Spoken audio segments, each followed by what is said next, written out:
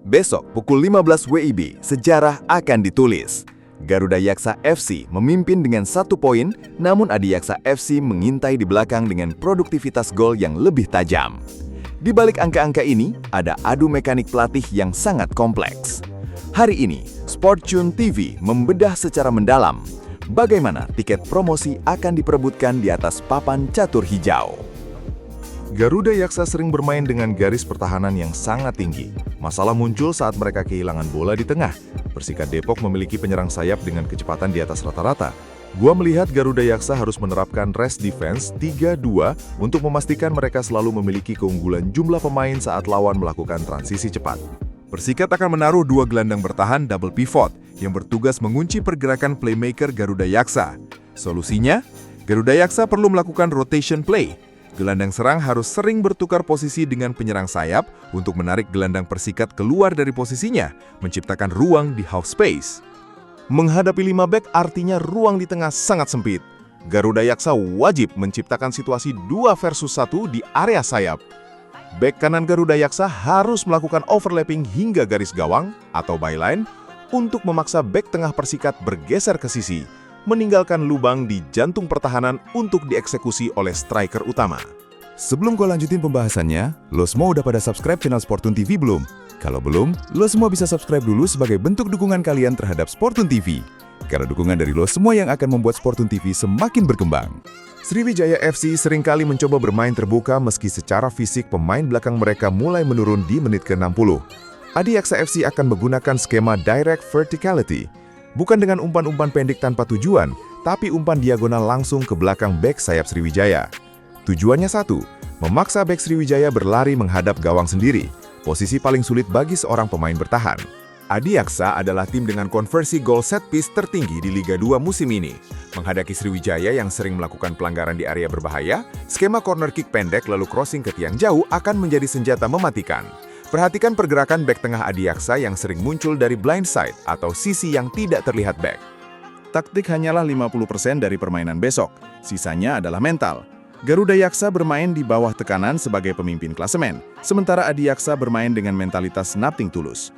Perubahan taktik di babak kedua, terutama pergantian pemain di sektor gelandang, akan menentukan siapa yang memiliki stamina lebih panjang untuk menjaga konsentrasi di menit-menit krusial. Jika Garuda Yaksa mampu mencetak gol sebelum menit ke-30, laga kemungkinan besar akan berakhir dengan dominasi total. Namun jika skor masih 0-0 hingga babak pertama usai, tekanan psikologis akan membuat permainan mereka menjadi terburu-buru. Prediksi gua, laga ini akan ditentukan oleh detail kecil di area kotak penalti.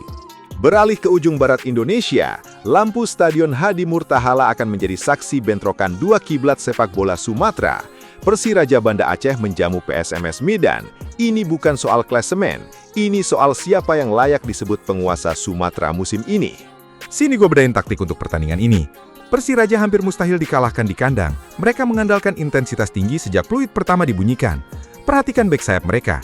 Di bawah atmosfer Aceh, bek sayap Persiraja seringkali berperan sebagai winger tambahan untuk menciptakan situasi 3 versus 2 di area pertahanan PSMS. Di sisi lain, PSMS Medan diprediksi akan bermain lebih menunggu. Dengan karakter Ribak Sude yang keras namun disiplin, mereka akan membiarkan Persiraja menyerang, lalu membalas dengan umpan panjang ke striker tunggal yang memiliki fisik kuat.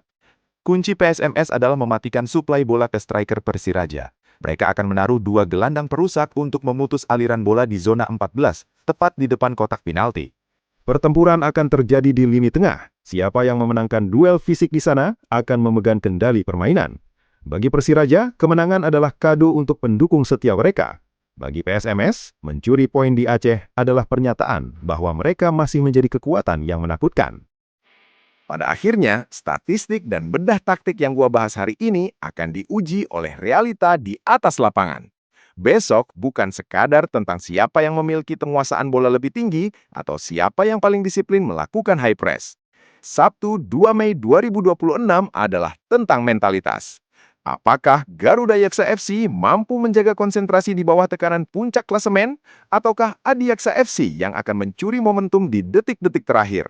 Dan di tanah rencong, apakah derby Sumatera akan melahirkan penguasa baru ataukah sejarah lama yang tetap bertahan?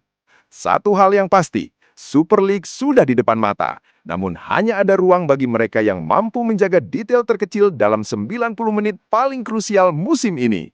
Pastikan lo jadi saksi sejarah baru ini. Kalau lo suka sama video ini, lo bisa like videonya, dan kalau lo gak mau ketinggalan updatean terbarunya, lo bisa subscribe Sportune TV dan nyalain notifikasinya. Tunggu gua di konten selanjutnya.